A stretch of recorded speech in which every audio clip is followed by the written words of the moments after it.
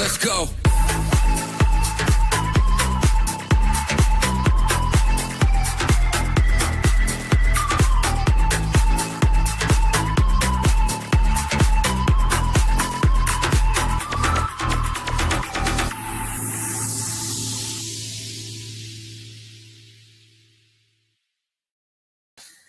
Hello, good evening, and welcome to the Villa Park podcast. It's me, Rich, and I'm back with your fans forum. As we all know, Tuesday night is fans forum night, and joining me after a couple of little technical hitches is Sam. Great to have you on board, mate. It's been a little while. I know you've had a bit of a pre-season rest, but good to see you back on the pod, mate. Hello. Yeah, I've been off with the boys in Ibiza. By boys in Ibiza, I mean I've been at home with kids. But yeah, taking a little bit of a break before what is undoubtedly going to be a big and exciting season. Yes. And we've got engine number 9 saying hi, Sam. And so obviously very, very popular back in the chat. Bear in the Gardens in the chat as well. Good evening. We've got loads of comments. Nick, massive shout out to you. Good evening to you, mate. And thank you for all your help with the intro and the music and the cutscenes. Absolutely brilliant. Taking it to another level, mate. So top man. Thank you very much. Good evening to Rachel and James and Adam in the chat as well. Thank you very much for joining us. So we're going to talk all things pre-season. We're going to talk transfer links, and I think just get Sam's views as well on the upcoming season. And I guess, you know, the lack of transfer activity, whether that's worrying, concerning, or anything, or are we just sort of speculating on what might or might not happen? So we'll get into all that as well. So, and obviously your questions, as we know, it's your night. Fans Forum night is your night. So get your questions in, get your comments. And if you want to join us as well live, I've put the link at the top of the chat as well. So please do jump on if you want to. So, Sam, what have you watched much of the pre-season? And if so, what have you made of it so far? I watched the Warsaw game and I watched the Frankfurt game, even though it was, what time did it start? 12 o'clock. And by like the 70th minute, I was in bed trying to watch it like that. So I'm an old man now. I can't I can't stay up too late. Yeah, I mean, the Warsaw game was odd. Even I didn't recognize half the players that were playing, and we weren't very good. And it kind of felt like a pre-season to the pre-season. It didn't even feel like a game that we were taking seriously at all. So I kind of discounted that. I didn't watch the next one, although I heard not great things. And then the Frankfurt one was a bit more of a test because most of the boys were back, and you had, you know, the setup was more like what I'm expecting to see, although there was still a couple of players missing and players that weren't playing at the same time that normally could have been. But yeah, I think it was one of those where you can see us testing different things. That three at the back with Lamar Bogard and when he was off, Kamara kind of dropping into a three at the back was interesting. You saw Luca Dean getting higher, Matty Cash being a little bit higher on the right hand side, and it was it felt like there were really good spells and things about the game. Of what I liked, that we were moving the ball a lot quicker, like getting it from back to front, like a lot of long balls in behind Farley, because Frankfurt were playing quite a high line, and a lot of sort of crumbling under pressure at the back into that high press from Frankfurt. First goal came from Ming's mistake because the pressure was just too much, and very similar to the second as well. So it was it's definitely things that we're trying that we need to iron out, and it's been an interesting first 3 games, but I'm not taking any of them too seriously. Yeah, I tend to agree. I mean, I was doing a watch along with Josh, and I think it was the same thing. Like after about 70 minutes, we just started rambling because I think we were both absolutely shattered, and the game wasn't up to much. But I totally agree. It was kind of first 15 to 20 minutes. I thought Villa looked really sharp, and you know that's what I wanted to see us is testing teams in behind and utilizing what pace we had. And I don't think we've got a great deal of pace still, I'd like to see us improve in that area, but at least we were doing that. And obviously it was nice to see Marlon set up a couple of goals. But yeah, that first 15, 20 minutes, I thought we moved the ball well, like you say. And then it sort of went really scrappy after that first drinks break. And then the second half, I think we started a bit scrappy, and then we got it back again towards the back end of the game. And then, I know we scored right at the start of the second half, but I felt like that was, kind of Morgan Rogers' first touch. And then we didn't really seem to get those players involved in the game for a bit. And then towards the end, we started to do that. So, yeah, as you say, you can't read too much into it. And I'm glad we saw a couple of flashes of good play. But that thing with us crumbling under pressure at the back, is that something that you kind of, again, potentially concerned about or wanting to see us improve on? Or do you think that was maybe an instruction from Unai to say, look, just keep doing it, because we want to see how we operate under pressure, trying to play it out from the back. And if we are going to, if there is any time to test this play out, then we need to do it in pre-season. Yeah, the man's got a philosophy. Do you know what I mean? Like he knows what he likes. He's always liked, playing out trouble from the back, and historically he's been pretty good at it. Like the high, bar obviously like expected instances where it goes wrong. More often than not, we kind of play out quite well and play out all right. It's just didn't work. That high press, maybe Frankfurt had an idea. Pre-season is normally all about how you want to play. It's not really reacting to how the other team is doing, testing methods of play that you want to do. But Frankfurt, I don't know if that's the way that they play. Normally, I don't watch too much of them, but they seemed really intent on this really high radical press, which dropped off. And I think that's why in the second half, you said towards the end, we started controlling the ball a little bit more. I think they were just tired, if I'm being honest there. But that really intense high press worked quite well against us. And even the likes of sort of Konsa and Torres, who are normally more assured on the ball, they were losing it. Keeper was having a bit of a tough time as well. But that high press sort of gave us the opportunity to play in behind, which is something we don't normally do. So again, that might not be what our game plan is. And maybe at some point we just thought about like trying to win the game or trying to change our tactics to facilitate the way Frankfurt were playing. But it's one of those. It wasn't great by any means. I don't think anyone really stood out. Even Marlon got two assists, but I think apart from the assists, I don't think he really did anything that was useful. So not really. No. It was one of them where the players did what they needed to do when they got the ball, and then it was kind of like, and look, like you say, there's nothing really to read too much into any of these games. You don't know what instructions they've been getting from the manager. They could have been doing double training sessions on that morning. Wants to see how they operate under a bit more fatigue. Some of them are playing for 45 minutes. So it's like, just sort of get some minutes into the legs, all that sort of cliche. So it was kind of weird because Marlon sort of did those two assists, and then I think he missed an absolute sitter, and that was about it. Like, and then Rogers, and then obviously Watkins missed his sitter, and Morgan Rogers, like I say, he had his first touch of the ball, was a goal, and then I don't recall him having too many other touches of the ball. But I don't think that was necessarily his fault because he went up front. It was Gmo Aloba up front, wasn't it? And he's not gonna hold the ball up too well against some of the experienced Frankfurt players. So at the end of the day, it's all just different formations, different options, giving players different parts of the game, and sort of seeing how people react. Yeah, I mean, what matters is how we do when the season starts, right? Exactly. When the serious games are on. This is all just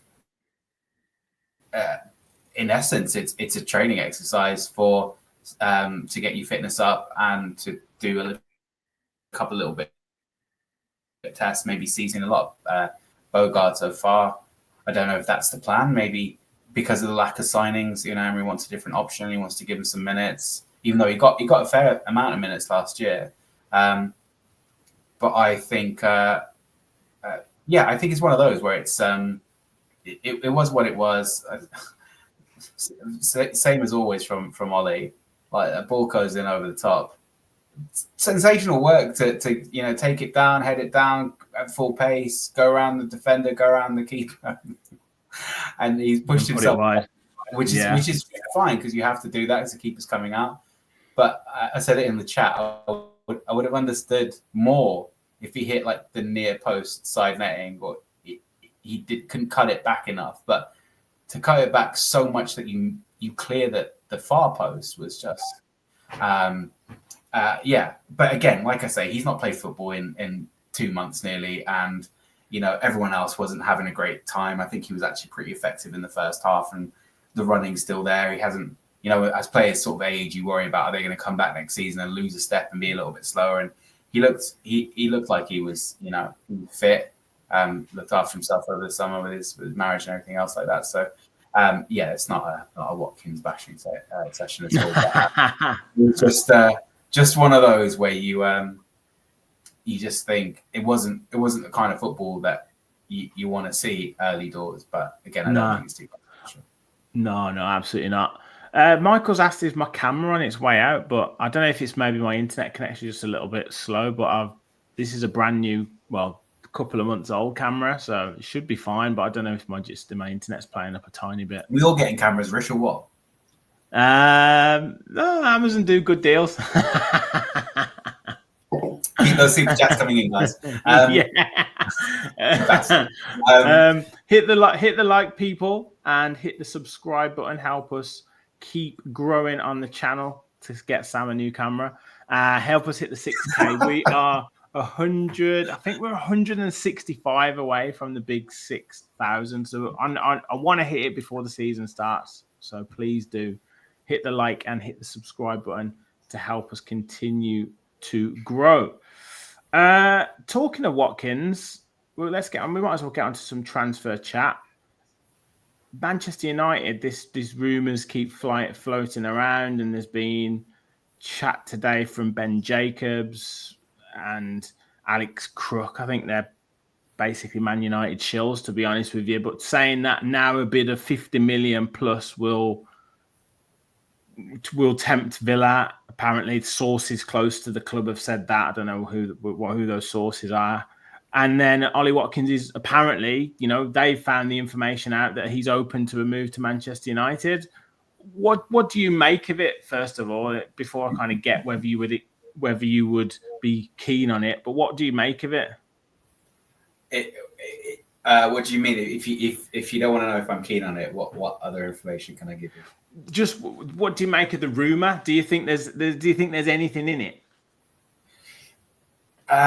Possibly. I mean, if you look at Man United and their options up front, they now have Cunha, they have Rasmus Højlund, who has been stinking up the gaff in pre-season from what I've seen.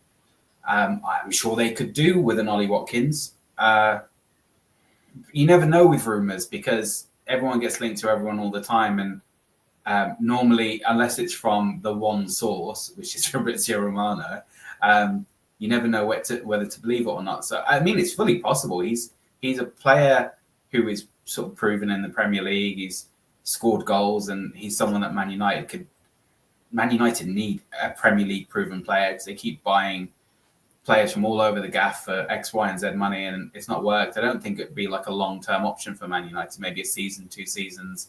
But yeah, it's very plausible. I could see it happening. Do you think he would be keen on that move? Yeah, probably, because he'll get a lot more money. And I mean, I know we all love Watkins. I know that the Villa fan base is very fond of Watkins, and he is the same in turn. But I don't know what specific loyalties he has to Villa. At the end of the day, it's if he can go and double his wages at Man United and play for, let's be honest, one of the biggest clubs in the world by a country mile. Like, there's no debate, even whether if Man United finish 17th in the Prem or 17th in the Championship, they are still a bigger club than us by a billion miles.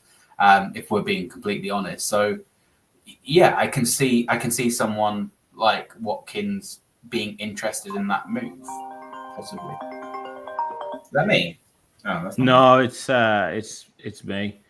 It's me. No, let's just take a quick look at some of the comments. So John, the Belching guy, says Watkins is staying. Kevin says Watkins is going nowhere. Behave. Duncan said Manu can't afford Watkins. Happy to swap Martinez for Garnacho though. Dancing Brave says Watkins will stay with us because Emery knows we can't replace him. Rachel says Man United just need to pay up or go away. If they just pay up, we can actually look at replacements. Whilst we wait, it's a problem. And Villa 1982. James says Jacob Tanswell, John Percy, David Ornstein, no more than media paid by Man United journalists. Kevin says your anti-Watkins stance is showing. What did I say? I saw it. What did I say that was anti-Watkins? Nothing I haven't really. even given my opinion on whether I want the move to happen yet. I didn't say anything. Oh, that's what I was going to ask you. I haven't even asked you that yet. Dandy Bray said about I didn't say anything. Season with us. If he has a good preseason, is committed. No, you just said that Watkins would be potentially open to the move, and I actually don't necessarily disagree with that. I mean, like I say, I've got Newcastle fans crying and shouting about Alexander Isak, but like Alexander Isak doesn't love Newcastle as much as Newcastle fans love Newcastle. So why? I don't understand why he wouldn't move to Liverpool. Like, if and then if Liverpool offer 130 million, then you take the money and you buy other players. This is the thing. Like Kevin's just said, I said that Watkins would go to United. Why? Well, because they're a bigger club and they're going to pay him twice the amount of wages. He's 29, nearly 30. He's got a few years left to make as much money as he can. And that, at the end of the day, that's why he's playing football, to make money. He's not playing it for free down the park. Like, if you're asking whether there's a chance that a Villa player would want to go to Man United, and you don't think it's a genuine question, or you think that we're so big or so much better than Man United that it's not even a question, then if I'm being honest, I don't think that's any bias from me. I think that's bias from you. That's obvious. And I don't know, Kevin, who said they can afford bigger wages. You know what? Man United just have a history of not paying big wages and small wages, and that's always the case. That's why we talk about the big six and how much money they're allowed to spend in comparison to everyone else. That's just exactly. Unfortunately, at this moment in time, Manchester United can still spend more money than Aston Villa and can still afford bigger wages than Aston Villa. They, even a season outside of Europe, they could still afford to go after. I know they're under some more stringent rules, but the amount of money that they bring in is crazy compared to what Aston Villa bring in terms of turnover. So, yeah, I personally don't think it happens, because I don't think that they will stump the money up that we want. And then the longer it goes on, the less chance we have of signing an adequate replacement. But I don't think that happens. I just read the comment. Apparently, Watkins has got 8 to 10 years left at the age of 30. Jesus wept. Not Premier level. But yeah, you what do you think then in terms of would you sell him, and do you think we could get an adequate replacement? I don't think that people want to know my. I don't think that people want to know my answer.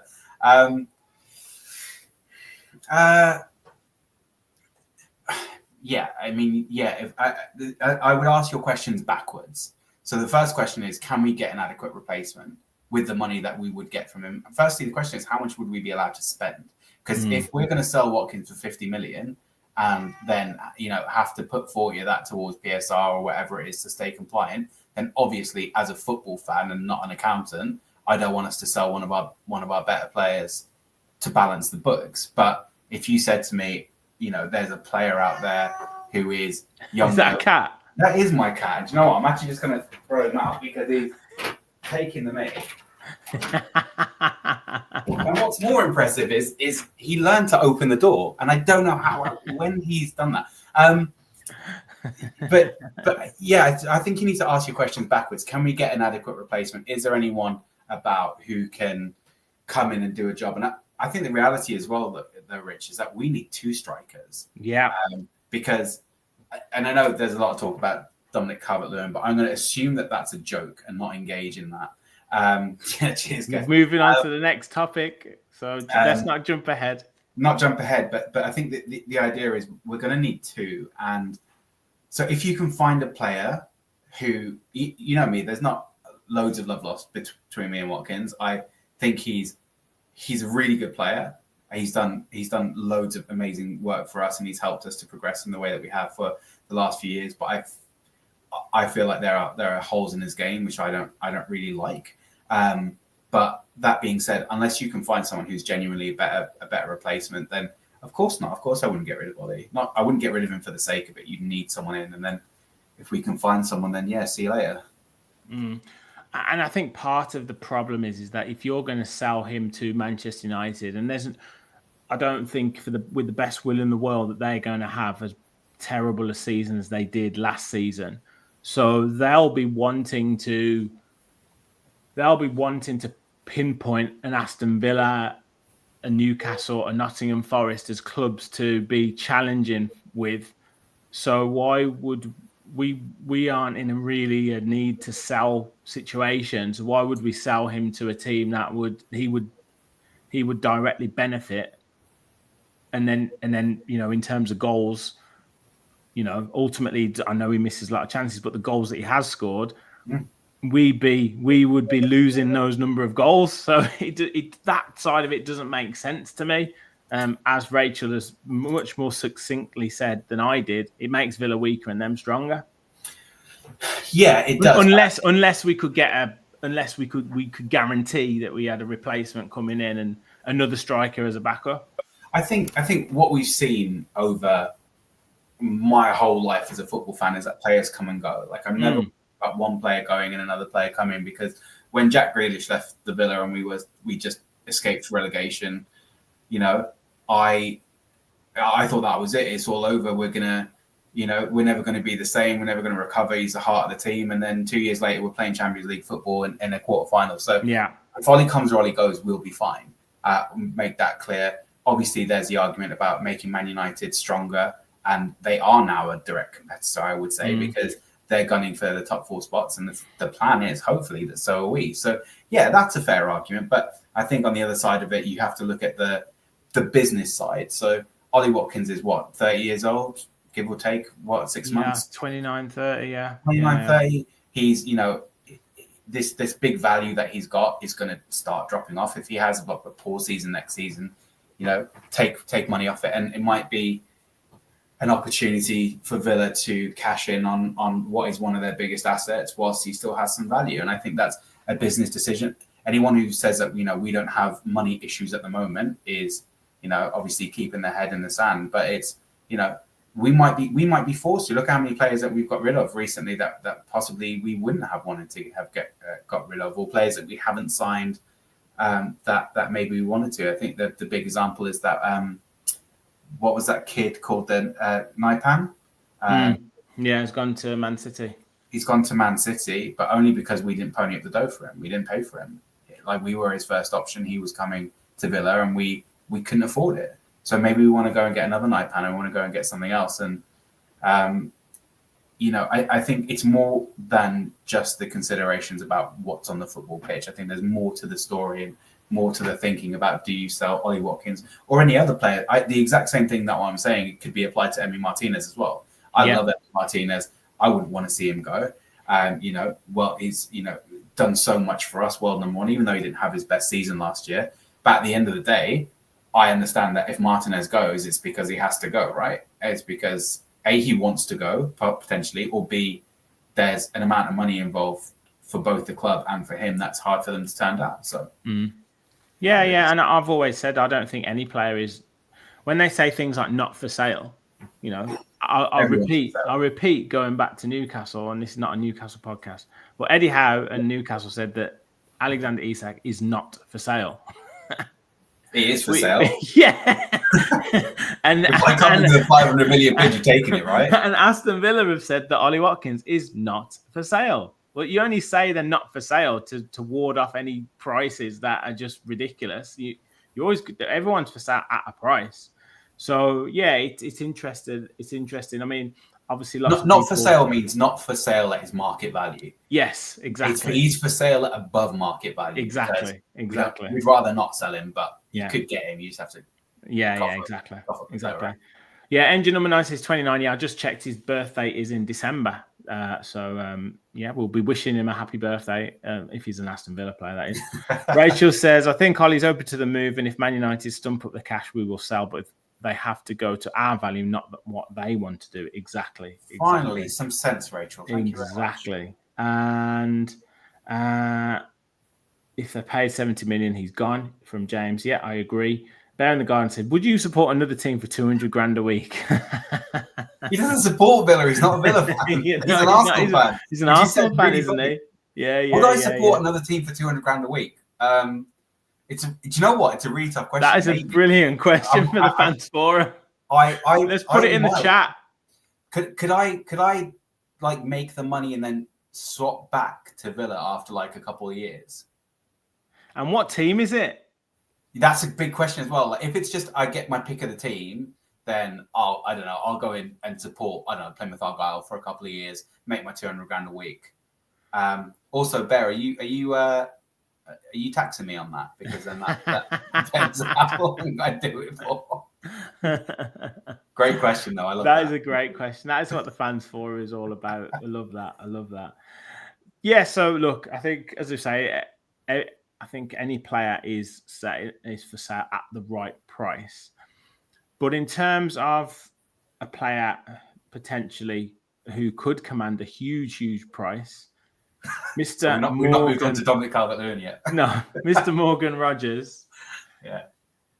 Talks of a new contract. I think he signed an improved contract was it 6-7 months ago? I'm sure it was through last season. But again, Chelsea really heavily linked to him. And I don't know how much this is actual Chelsea fully interested, or whether it's Morgan Rogers' agent, scouting around to clubs, hawking around, putting stories out to say that Chelsea are interested to get him his wages that he believes he should now be on in terms of his importance to Aston Villa and, being on the same sort of tier 1 level of players.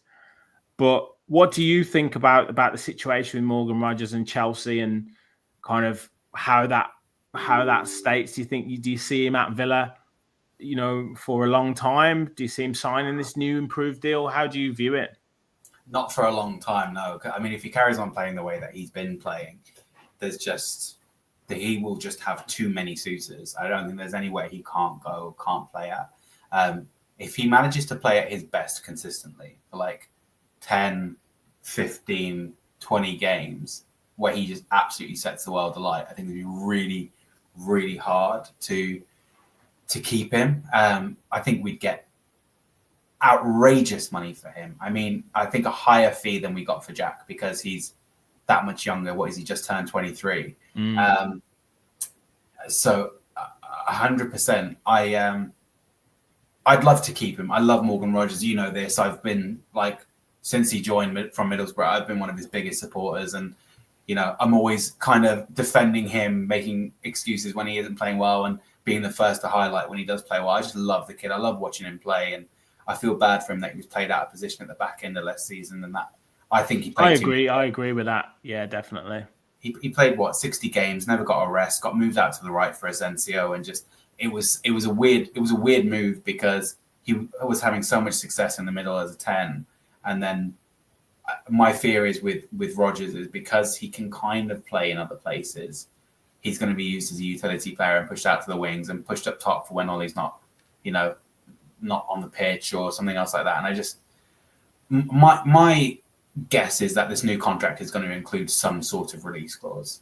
And if it does, it's going to be hopefully a whopper where if we lose him, it's going to be something that we can live with. But again, my question always comes back to, if we do sell him, how much of that do we get to reinvest into players? Because I don't want to sell our best players just to balance the books, because it's got to this stage where, and I know George loves it, but we've all become like financial accounting experts for football. And I don't know. I just want to, if we sell a player, I want to be excited that we can buy a player. And I don't know if there's a lack of transparency coming out of the club, or if I am just not across it. I'm not as aware of what's going on as I should be. But it's my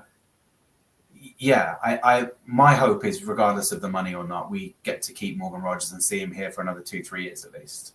I think there has to be. I agree. I think I would really want him to stay. I think there will be big things coming from him this coming season, purely because, like you said, he played so many games last season. He was used so much and relied on so heavily that just him being able to have like a good 4 or 5 weeks rest without an international tournament. I know he featured for a couple of times for England, but if you look at it, I think it was like early June that was. So he's had a good time to have a rest. So he should be firing on all cylinders as the season comes in, and that is an exciting prospect. And we've obviously mentioned Ollie Watkins there having a good rest. Daniel Marlon hopefully sort of chomping at the bit to get going as well. So it's actually quite an exciting proposition. Those three, if those three are going to be utilised in the forward positions, that's a really exciting proposition. So yeah, I see Morgan Rogers doing really well next season. And I do see him signing an improved deal, but lots of people are talking about kind of release clauses and things like that. And there could well be something put in there, 150 million Kevin's put in there. And like you said, I think that's probably somewhere in that region. It would be, because if we sold Grealish for 100 million, like you said, he'll be 24 on another season. That should be commanding a hell of a lot of money, really. I don't think he's going to be worth more than like Florian Wirtz and people who have been doing it like at the very highest level for a few years now. I reckon you'd probably look at somewhere just over 100.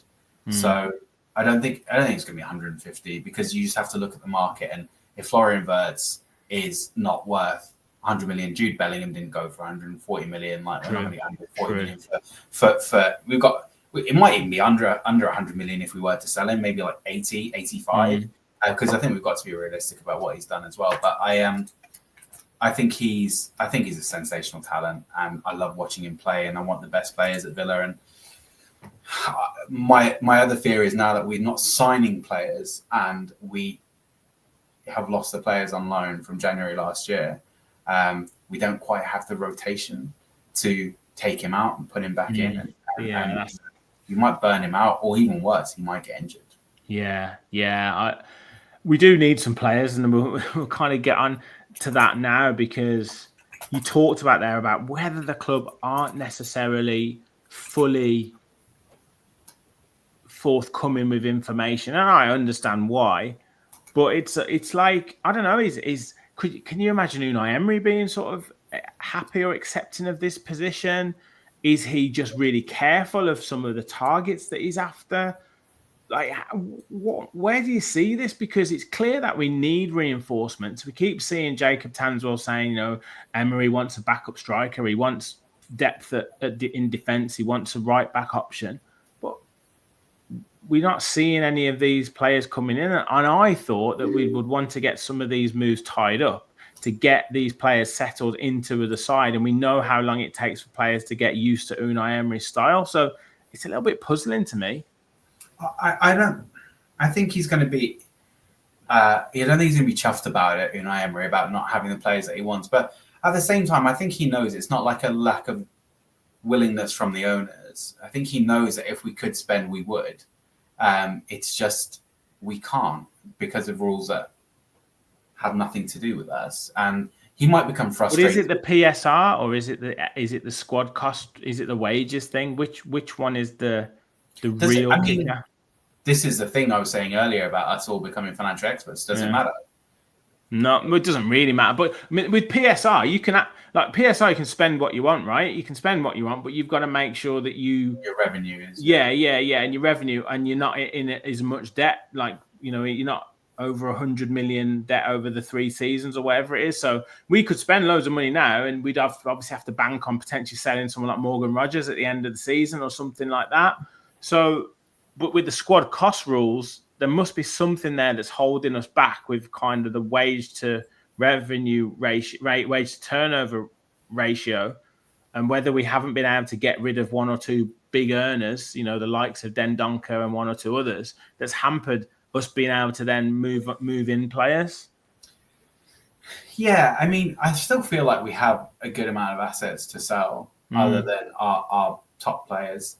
But I wonder because we've spent like achieved so much money in player sales in the last couple of years with like the likes of Duran and Diaby, and I don't know what more it's going to take to sort of satisfy that budget. But like I said earlier, I'm not worried about anyone going. As in, I'd rather he stay, but for me, the foundation is there with Unai Emery. Like he's the only person at the club that I would feel like we were in trouble if he left.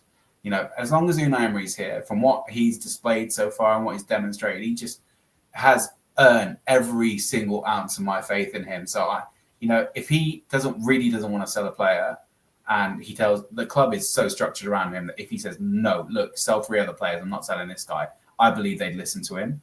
Yeah. And if he says, look, a player can go, I'm happy for him to go because I think I can replace him, then I believe him. So it's a really tough one, especially during like a transfer window, because I love a transfer window. Signing new players, and I don't even do my fantasy team until the last possible opportunity, game week 1, because you never know who's going to come in and who's going to go out, and it's been really difficult, I'm sure, for a lot of Villa fans, including myself, kind of watching other teams have like really good transfer windows and buying players that we've been linked to, and that like players like, I don't know, like Mbeumo or João Pedro, or players who really, if we didn't have the restrictions, we probably could have battled Chelsea and Man United for players, especially with the manager we've got. Yeah, 100%. And it's been really, really difficult to watch all these other teams and not get the feeling that we're kind of being left behind and that we might struggle next season. Because I think for me, the biggest concern was last year we kind of looked a little bit off it up until January, and then we got these new signings in, and they came in and made a really big difference, the likes of Asensio and Marcus Rashford, and that's when we started really clicking and had that epic run at the end of the season. We just fell short, obviously, against United on the final day of the season, but our run in the last 10 games was not spoken enough about it, from being honest. We were sensational, and now that those players have gone, you feel like, well, okay, we were kind of slow without them, but then we got all those players in January and we kind of looked a bit flush. We looked like we had loads of options. We were winning games through the substitutions we were making. Like, the players coming off the bench were the ones who were winning the games. And now you kind of look at the bench, or what could potentially be the bench. You've got players like Bailey on there who Emery obviously doesn't trust or doesn't want to play or doesn't like. And, I still feel we need to make some signings. But again, my faith is in the manager and in the ownership that they're going to get us what we need, or some version of it, before the season starts. Yeah. Comments are absolutely flying in, so I will get through some of them now. Villa James says, we will sign players, Jacob Tanswell said in his article. Rachel said, we're keeping our powder dry, so to speak. Adam says, we definitely just can't buy. There's no chance we're happy with the current squad. Michael said, Newcastle not spending also. Villa James said, Camvo is close and Trossard is being seriously looked at, apparently. Rachel always says, no one is happy, but we need others moved on. That hasn't happened, so we have to deal with how it goes. And it's squad cost ratio. We're good with PSR since the women's team sale. Kevin said, not including Disasi, who wasn't the best. We're missing Rashford and Asensio. So for me, it's 2 players we need attacking-wise. Lots of people saying Dendoncker needs to go. And, what's Dendoncker done, bless him? He only cost us about 15 quid a week. Well, I'm sure he's on like 80 grand a week, Is he really good, man? Yeah. Well, we offered him the contract. Yeah. Russell said, regret not shipping out Barkley and keeping Enzo. He's been a sick note in both stints at Villa. Maybe a fair point. I do like Barkley though, but it's just I like Barkley to play. But I did like Enzo as well. And this is the classic football fan. I never really saw him play, but I heard good things, and I quite like him. I know. So I don't know that much about him, but I do. I would have liked to see him play. I know that Samuel Lynn Jr. is back with us. He is. Yeah. He played in the last game. Yeah, I don't know what the plans are for him, whether he's going to actually play a role. But I quite like. Barella J had a good. he had a good season last year. Yeah, didn't well, he pinged a few nice passes against Walsall in the pre-season, so we were like, "Oh, this guy can play." But this is the thing, like it's another player that maybe we would have wanted to keep, but actually held some value. But I mean, selling him for 15 million. If you think about it, actually, what we achieved for Douglas Luiz, we got like what was it, 30 million, and Samuel Ling Jr. and Barrenechea. So you take that 30 million plus the 15 million for Barrenechea, plus I don't know what the 10 that you could possibly get for Illing Jr., who's played Champions League football for 2 seasons in a row now. That's 55 million for Douglas Luiz, which right now isn't looking too bad, is it? Yeah, 100%. Yeah, and I think Jacob, was it Tanswell, wrote an article today about kind of those signings that we make a lot at like the 6 to 10 million euro mark or 6 to 10 million pound mark, that you could take a gamble and maybe they'll come into the first team and do well, or maybe they'll play a few games in the first team and increase the value a little bit, or we can send them out on loan and then we'll sell them off. And it's almost like just don't get too attached to a lot of these players, because a lot of them are just done as trade deals now, and this is how we operate. So I don't mind buying players, sending them out on loan, and then selling them as a way to generate revenue. That is absolutely fine, but you do still need to buy players that you actually intend on buying. Yes. Yes. We've done that for years with our academy, like buying the West Brom academy players and selling them on for more money than we bought them for. And I don't have an issue with that business model. It seems to work quite well for us, but you do need some players that you actually plan on playing at some point. But it's, for me, all I want, and a lot of people are going to assume that I'm going to say I want to sell Watkins and get a new striker. All I want is a right back. That's all I want. Just give me a right back for and I don't mean a Garcia, or I don't mean like what was his name, Nedeljkovic or anything like that. Just give me a starting right back. Give me a Denzel Dumfries. Give me a big right back.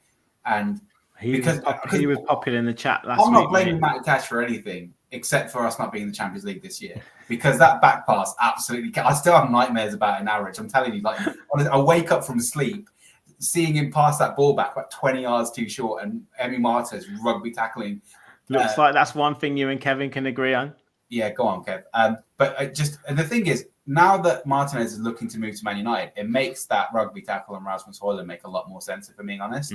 So I'd love a right back, like a proper starting right back. I also wouldn't mind selling Matty Cash, because I think there's some value in him there. And as much as I like Matty Cash, I watched him the other day playing golf with Jimmy Bullard on YouTube. He seems like such a good lad, bless him. But not for my football team. I'm done. I'm done with Matty Cash, to be honest. He's exhausted all my goodwill. So I want a new right back. And I think maybe a question for you, Rich. You're always asking questions. Apart from right back, which I'm sure we agree on, where else do you think from that starting 11 we need to improve? What would be your priorities in terms of starting players, not squad, not bolster the squad? Who do you want to come in and challenge? So I want a right back. Yeah, 100%. I want another centre back, and I want another wide player / forward. We have not got enough pace. Not got enough pace. Whether that's on the left-hand side or the right-hand side, we just haven't got enough pace in behind, and we need pace. So yeah, there'd be 3 players I would really, I worry sometimes about Pau Torres, and we need to upgrade at right back 100%, and then we need another wide player because we haven't got enough pace. I think we need a player on each wing, if I'm being honest. Well, Samuel Ling Jr. is one. You need 2 on the right, feasibly, 1 on the left, and then you need a striker, and then you need a right back. We can't keep shoehorning John McGinn in a position here or there, out wide. He's not quick enough. And then Ramsey, I keep wanting to see him do something and keep being consistent, but I'm yet to see it fully. I really like him, but he hasn't got the pace in behind that we need.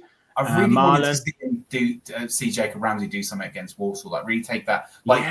Sometimes I used to play football at school, and there was this kid who was a friend of mine. He used to play for Spurs, He went on to play first team for Spurs and actually get an England cap as well. So he was really good. And he used to play football with us every now and then, even though he wasn't allowed to. And you could just tell whether he was on the winning team or the losing team, he was streets ahead of everyone else. And you could just tell this is a joke to him. He shouldn't even be playing in this game. I really wanted to see Jacob Ramsey do that against Warsaw. I just wanted to see him do things where he's just like, he's taking the piss here because he can, because he's so much better than everyone else on the pitch. Because he was playing with kids. He was playing with kids from our side and from their side. I don't know. I feel like if there's money in a player, I've been thinking about this more and more. If there's money in a player and we had to sell someone, for me, I think it would be Jacob Ramsey, As much as it would pay me to see him play in a different shirt, because I love him. He's such a good kid. But if we had to, he just needs to step up. Do you know what I mean? He needs to do more and offer more, because he's not a new kid anymore. He's not some startup. He's supposed to be the real deal now. It's funny because we seem to be really stacked in those midfield positions. We've got Onana, Tielemans, Kamara, Ramsey, Rodgers, McGinn, but we haven't quite got enough out wide in those, or potentially to play out wide in terms of the pace element. And I keep saying it, and Dristos agrees. Getting so many comments and I can't keep up with them. But yes, if we're talking players for starting 11, I believe we need to upgrade our right side, right back and winger. And yes, I agree, we need pace. We need a lot of pace. And that's the thing. Like Marlon, I really do hope he has a really good season. And I keep saying it. I think there is a bit of a will for Aston Villa fans to see him do so well, because I think there's a bit of an injustice that was put against him in terms of, the Champions League squad and sort of what happened to him last season and maybe not getting used enough. When he came on, he seemed to sort of make an impact, scored a few goals. So I think Villa fans really want to see him do well, but I haven't seen a huge amount from him yet, and I hope that happens. But you can't just rely on him. And as I say, Leon Bailey's drop-off was so huge, and it doesn't seem like Emery wants to use him now. So, and Illing Jr., I can't see it. I only see him going back out on loan. So Usain Bolt, we'll get Usain Bolt in. That wasn't what made me laugh. It was just the way that you said about Illing Jr. Just like I can't see it. I was like, you didn't even specify what it was. You just can't see it with it. I just can't see him being. I can't see him being good enough. Let's I don't disagree. I don't disagree. So we just need players. Like we need players in those wider areas, and if they can, that's what I think. A lot of people are sort of open to the idea of Garnacho, but I don't know about that one either, but yeah. As in, you don't think it would happen, or you don't know if you'd be happy with it if it did? Probably a bit of both. I can't see it happening, and I don't know enough about the guy. So yeah, we're always quick to say like, this is a bit of an attitude and all that sort of thing. And Unai Emery wouldn't be open to signing a player if he didn't think that he had something that he could work with. So I think he's got really good ability, and he's got that bit of swagger about him that I think that we sometimes need, particularly in away games as well. Someone just to take the game by the scruff of the neck, and this is what we've wanted from someone like Jacob Ramsey, to hit a shot from 20, 25, 30 yards. I know you're going to say we had a player who could do that and we sold him. Oh, God, don't get me started on Duran, man. It's so sad to see what's happened to his career. I honestly believe that if he'd have stayed, he wouldn't be having the issues that he's having now, because he'd be fighting for something he cares about. He's moved to Al Nassr for the money. He's moved to Fenerbahce, and he's like, what am I doing here? Do you know who I am? Do you know what I was doing 12 months ago? But I like Garnacho, actually. I wouldn't have an issue with him coming. I mean, despite the fact that his face is 75% teeth, I think he's actually quite good. And he's won a Puskás, hasn't he, for that overhead kick against Everton. And I just think he could be the kind of flair that you need. And Rashford brought that last year, where he was just You just need a player who kind of thinks they're the shit. Do you know what I mean? Someone who's just do you know who I am? And Duran had a bit of that about him. He just had no respect for anyone. He didn't have respect for. He was just I'm this good at football. Watch what I'm going to do. And he used to talk on the pitch and be an arsehole off it. And I kind of feel like we're a team of very, very nicey, mild-mannered players, and everyone's like, you know, you just want we someone to sounded a come bit in. like Richard Sutherland there. No, but we need a 6-foot kid out in the middle. That's what we need. No, but do you know what I mean? Like, I just want someone who's gonna cause some waves, and not with like a poor attitude and cause issues and friction within the team, but just someone who plays football like Unai Emery's going to say, "Oh, play it back, play it sideways, and find your way through." And I want someone who's going to say, "Shut up, Unai, watch this," and he's go and like bend one in the top corner. Yeah. But I think we do need to like temper ourselves a little bit, because our starting 11 right now, for the most part, the transfer window's not over. He's pretty. It is pretty good. Yeah, it is pretty good. Our midfield is an embarrassment. Yeah.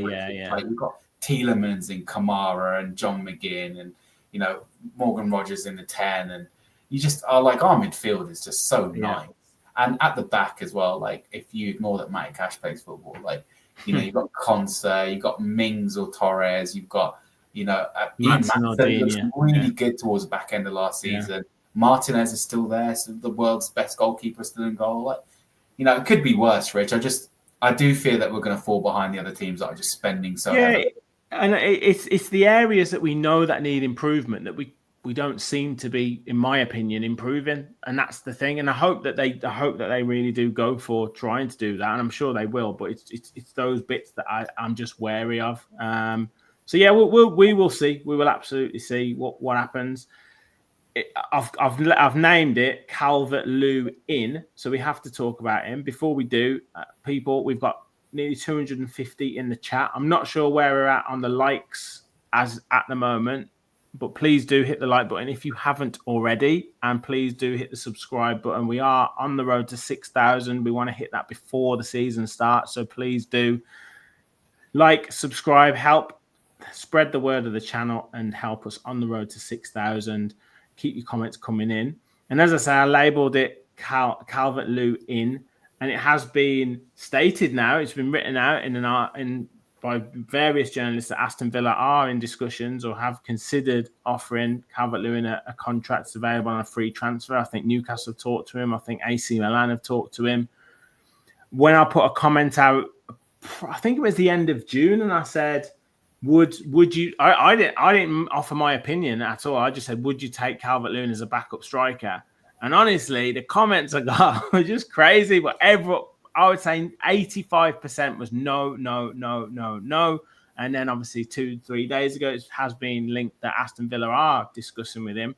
I mean, I'm not sure how I would feel if I was Dominic Calvert-Lewin, in the fact that it said that Aston Villa or Unai Emery is going to see what he can get in the rest of the transfer window. And if he doesn't get anyone, he'll go for Calvert-Lewin. So I'm not quite sure how I would feel if I was Calvert-Lewin on that. But yeah, what are your opinions on him as a potential backup striker? This is the most depressing transfer rumour of my whole entire life as a Villa fan.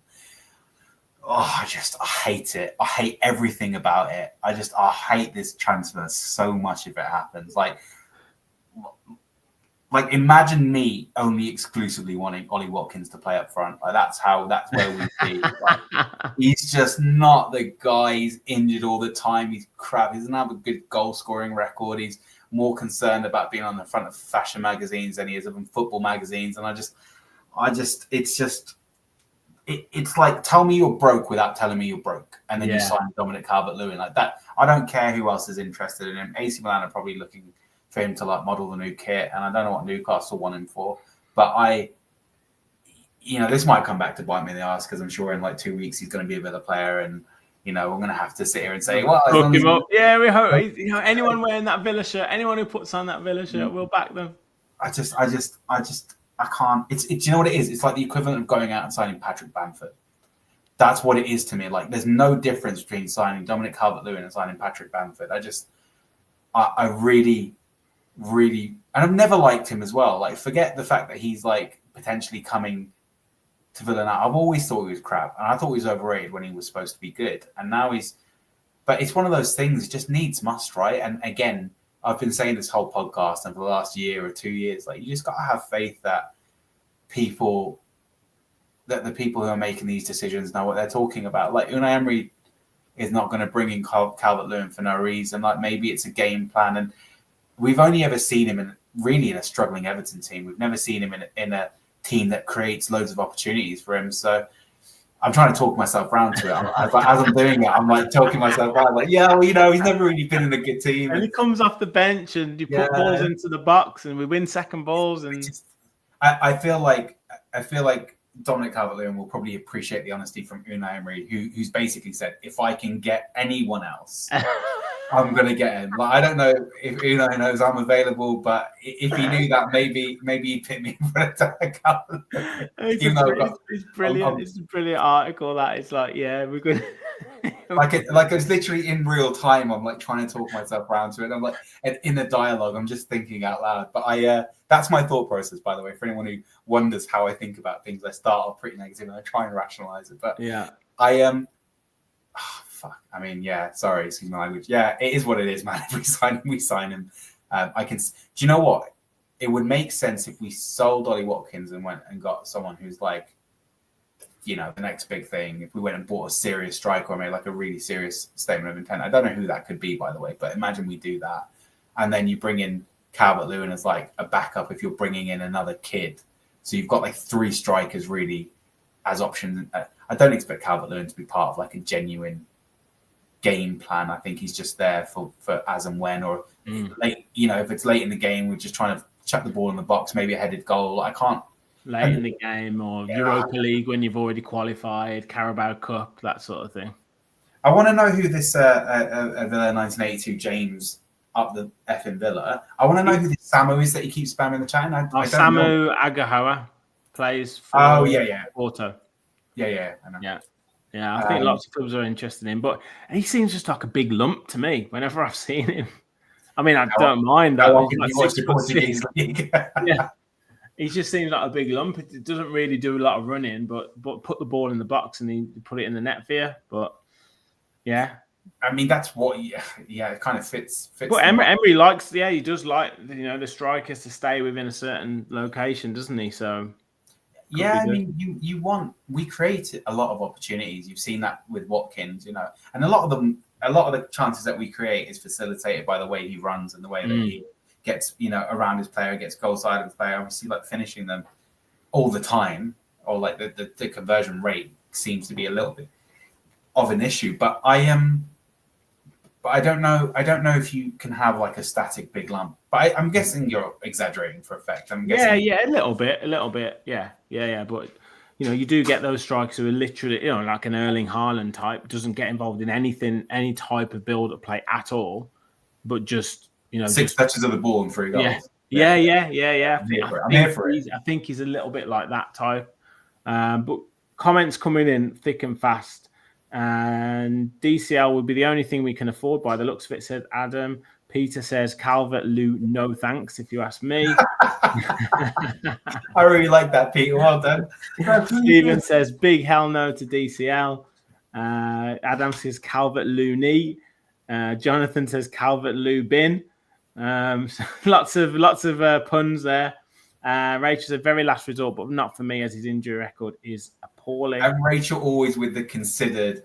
Always. Just common sense. Always. You know what? I really like Rachel. She always gives she's like gives really considered and nice answers to questions. There's no 100%. Nobody's happy with no signs. We'll have to see what we can do. No window doesn't close till September, says Kevin. Kamikaze says Calvert-Lewin is trash. He doesn't have the goal scoring record. What are we expecting? A miracle.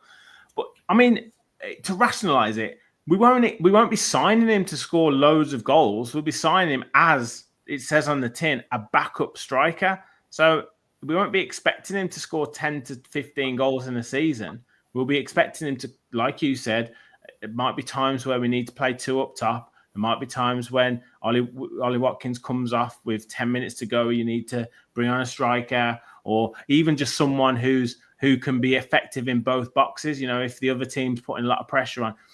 I'm just saying he won't be signed. He won't be signed on the back of we're expecting him to score 10 to 15 goals in the season. That's not the reason why you would sign him. All right, that's your rationalising. Let me play devil's advocate and go the other way.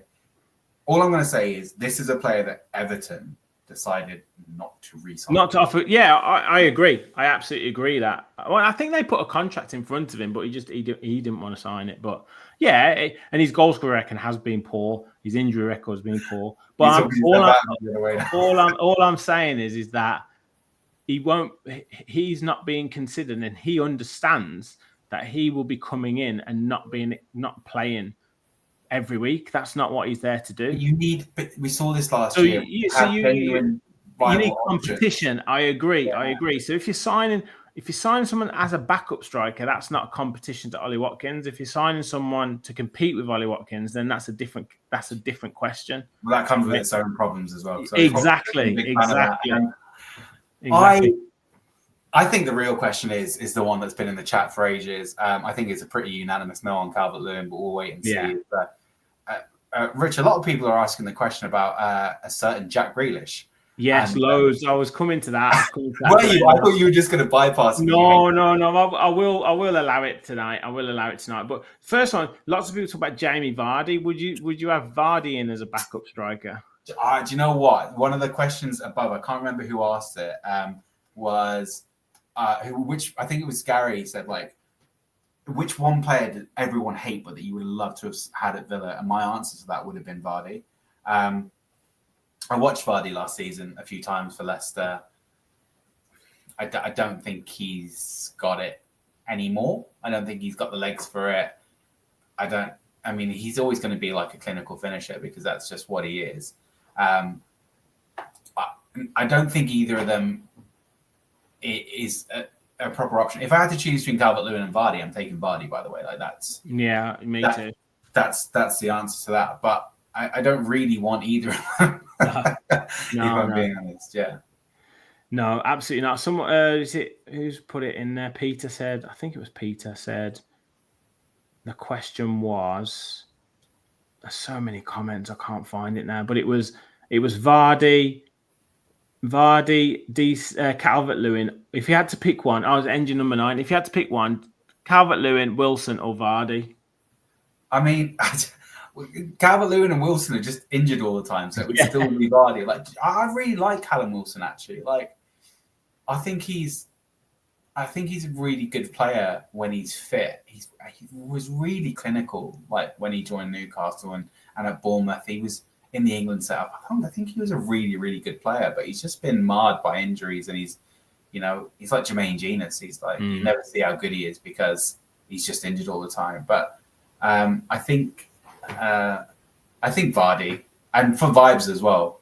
I think Vardy for vibes because I think he would just bring like some much needed fun, and I think we all take ourselves pretty seriously now that we're in the Champions League. I remember the season we got relegated, being in the crowd, and we're all singing like "Let's pretend we scored a goal," and and we got a corner once, and we all went mental like it was a goal. We feel like we've lost a bit of that, and we're taking ourselves quite seriously. So it'd be nice to have someone in who's a bit light-hearted. But I think there's got to be better options there than like the them three. The Hall of Fame. It feels like we're going down to like the old folks' home to like. Yeah, exactly. I'd rather play one of our kids from it.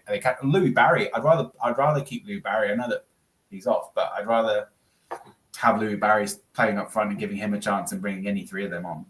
Yeah. Well, people are saying about Redmond, but I read somewhere that I think they're going to send him out on loan.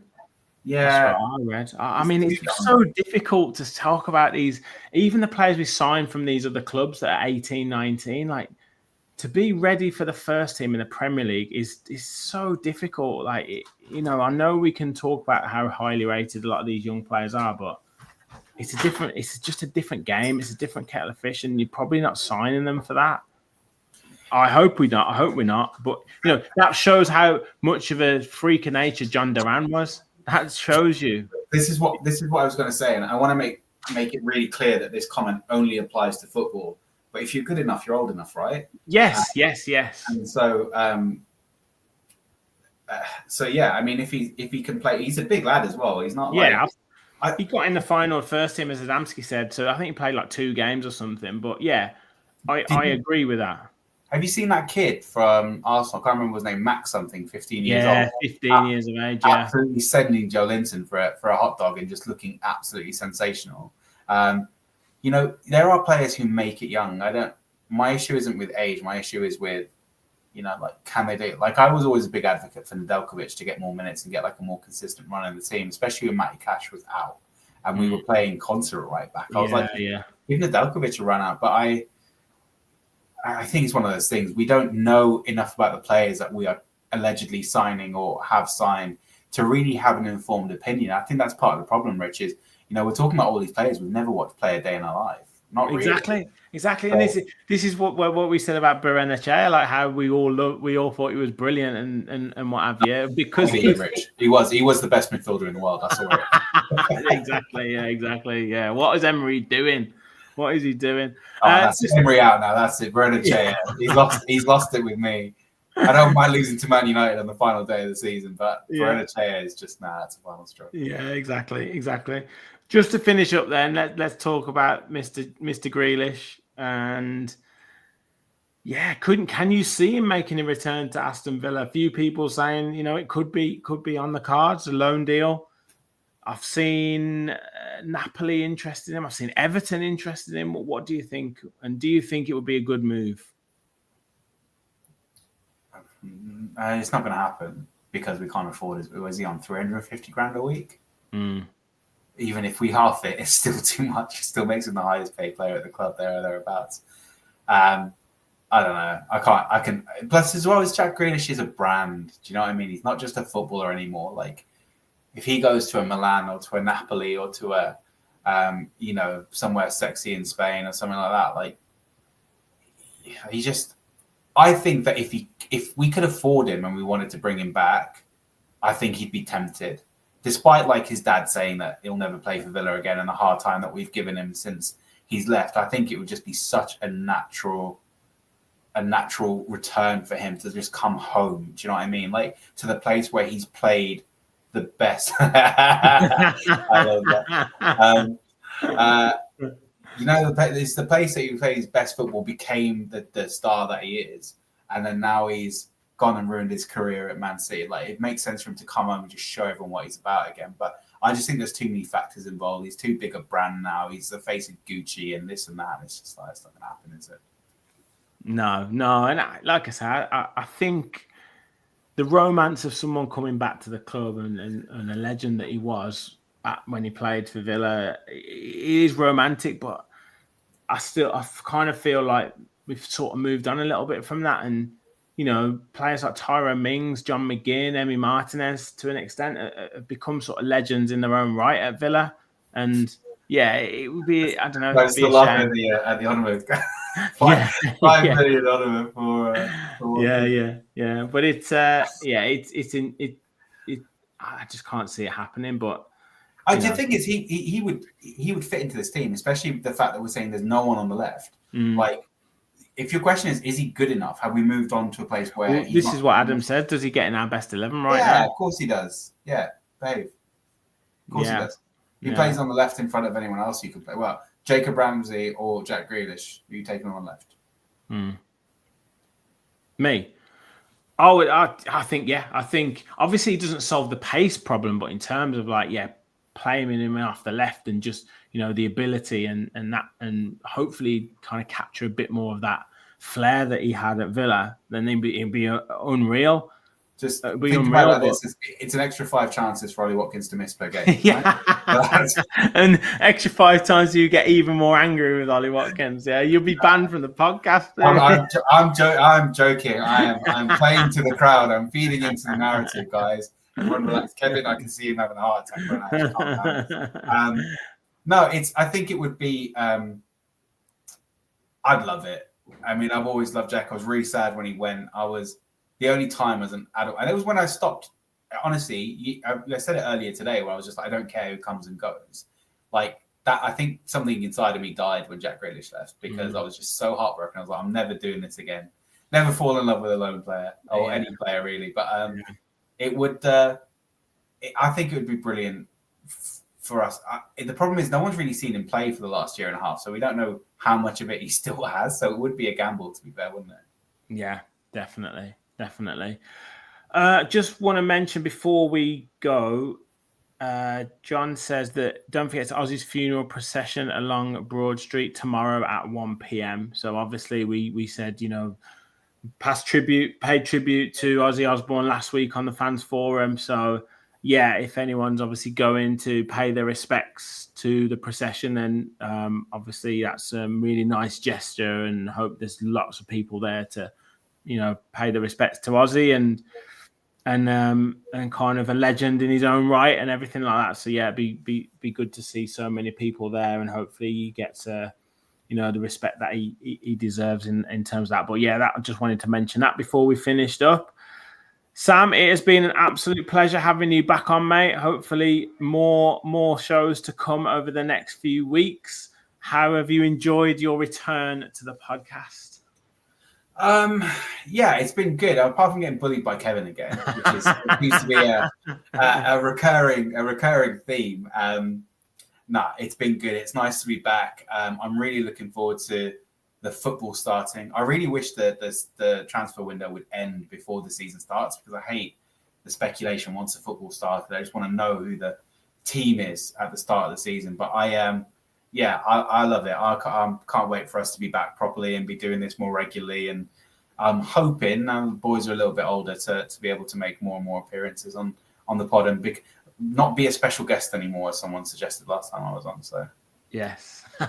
Good. Well, great to have you on board, mate. Great to have everyone in the chat. As always, you guys make the show what it is. So thank you very much. Please do smash the like button and hit the subscribe button if you haven't already on your way out. Help us on the road to 6,000 subscribers. We'll be back with plenty more shows to come in the week. Transfer talk, rumour shows, maybe even some match reactions to the pre-season games, although hasn't been too much happening in them to kind of react to. But, you never know. We could be back with some of them. But thank you all for watching. And as always, remember, we'll follow the Villa.